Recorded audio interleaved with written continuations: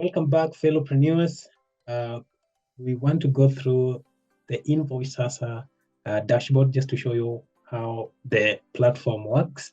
And of course, it starts from here, whereby you will type the invoicesasa.com to be able to access the platform. And of course, you can just simply log in through this particular button or use either of the two down here. And once you click, it will redirect you to this particular login page, whereby you will be able to feed in your account details as well as your business information details so that you'll be able to log in. And the system will be able to send you a notification on email to be able to verify your email so that you can be able to sign up or to log into your account. Once you log into your account, this is the dashboard that you will see. A newly created account, you will be able to see a notification here telling you that you can click to proceed with the system default setup, all the presets. So you can click it and then it will create for you some default information that you can start creating your invoices with. With my account, I should be able to see total number of invoices I've raised, as well as the value, same to the receipts, as well as the value. And then my profile is at 50%, means I have got some work to do on my profile. Same to you. You need to make sure that, you need to ensure that this is at 100, so that before you start sending your invoices. At the same time, you can be able to click this button to rewatch this video or other tutorials regarding the system. But down here, you'll be able to see the reports, your best seller customer, as well as new items that you have added, plus their images as beautifully displayed there. At the same time, you'll be able to see top selling products and your payment history. Now, the system is quite easy to understand. That's why I would want to briefly take you through what you need to do first. Then I just let you interact with the system, because it's very, very basic and optimized and automated, in that you don't have to do a lot of hard work to be able to operate it. As long as you have got basic smartphone skills, you can be able to operate this particular invoicing platform. Now, first thing, you head to your profile. Then you can fill in all this information about your account, same way with your company details, which is very, very important. And you can be able to feed in your company information, and then also pay attention to the initials of your company. Ensure that it is correct, because this is what will appear on your invoice code or the invoice reference numbers. And just ensure that you filled in the correct information about your VAT number and any other information that relates to you here and relates to your business. Just ensure that all are up to date. At the same time, you can be able to set your company logo. Please ensure that it is 250 by 250. Just try to do your dimensions and ensure that you upload an image of that same dimension. And also the same way with your profile picture. Mine looks bad, but I'm going to change it. This is just for demo purpose. And of course, you will see the reset password section on this other end, just in case you want to reset your password.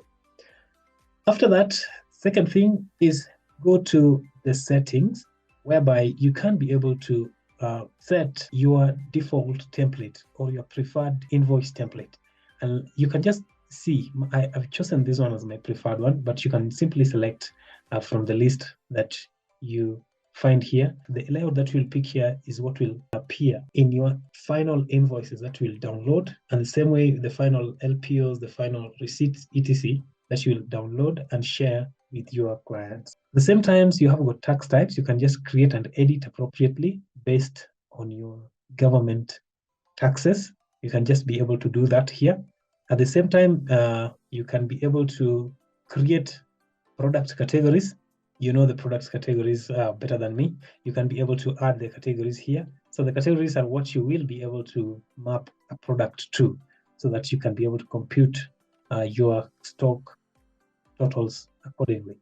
At the same time, you should be able to add product units, which are self-explanatory. These are things to do with kgs, pieces, liters, etc. You can simply add them there. And then also you can be able to add your payment receipt methods. So these are basically options or modes through which you will be able to receive payments from your customers. Once you've correctly done your settings here, you should be able to you should be good to go.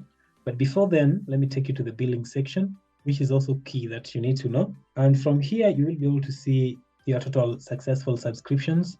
And of course, you can be able to also choose a plan from this given section. And of course, you can see my subscription going for this particular number of days. And then simply just click here and select whichever plan that suits you here. If it is a 30-day, you simply come here and pay, then payment initiated. And of course, before you come to this given section, just ensure that you have a look at this other column here, where you are told to add preferred payment method. So in this particular section, just come and click that button, and it pops you up with your M-Pesa option if you want to pay with the M-Pesa, or if you want to pay with your card, and then simply save that information.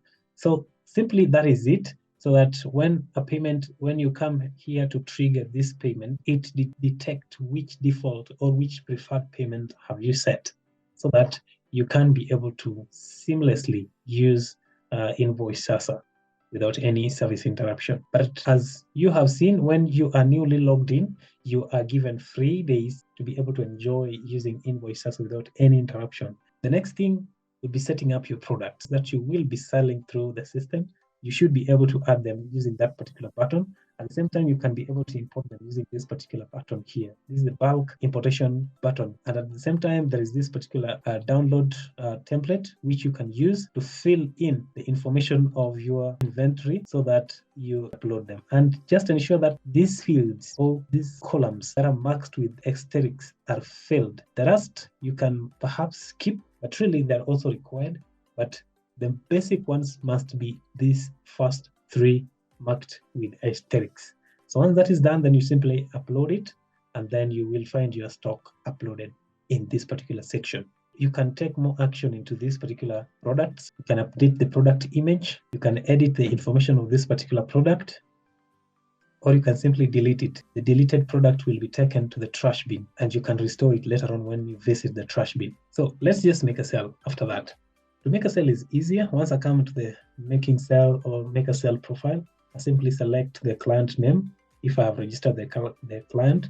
But if not, I will be able to click this register new client, and then this box opens. And then I feed in the information of that particular client. And then, of course, I just simply make my sale. I have successfully added that client, and you can see the name here. And then I can select the receipt date. Of course, it is default.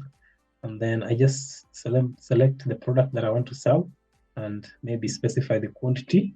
And then, of course, I simply come back to here. Then I proceed. And then in this particular section, just as we saw, you should be able to select receipt payment option, how you are receiving your money or the payment that the customer is paying you for this particular product that we are selling. If it is through bank, how much? And if you do have got a reference number, you can just put here.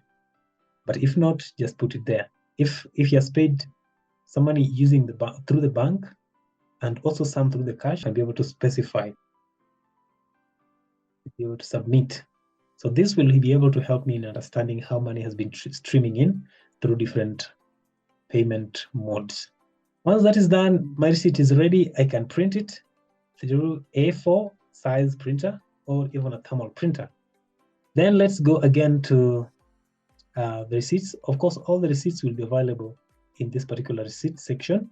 And then in case you've sold something on credit, it will be deposited on the invoices credit on the invoices section.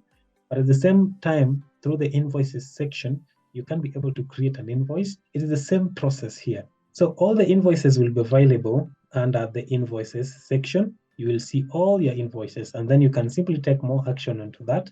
Either you can view, edit, or delete that particular invoice. Same way, there is the quotations. At the same time, there is the purchase order or the local purchase order, which you can also do the same. The formula is the same. It's just as straightforward as that. Then you can simply come back again here and create your clients list, which you can be able to do through this particular section. I think you should be good to go. But before you leave or before I let you go, you can take advantage of this section to be able to customize your account to your colors, just in case you'd want to. And that is a wrap on our Invoice Sasa tutorial. I hope you found this video helpful and that you're now equipped with all the knowledge you need to manage your invoicing like a pro. Don't leave without hitting that subscription button as well as hitting that like button. But remember, if you do have a question, please feel free to post it there and we'll be able to answer it. Just as we said, we are here to help you, and helping you is our business. Thank you so much for watching. Now go ahead and conquer the invoicing tasks with Invoice Sasa. Until next time, take care and stay awesome.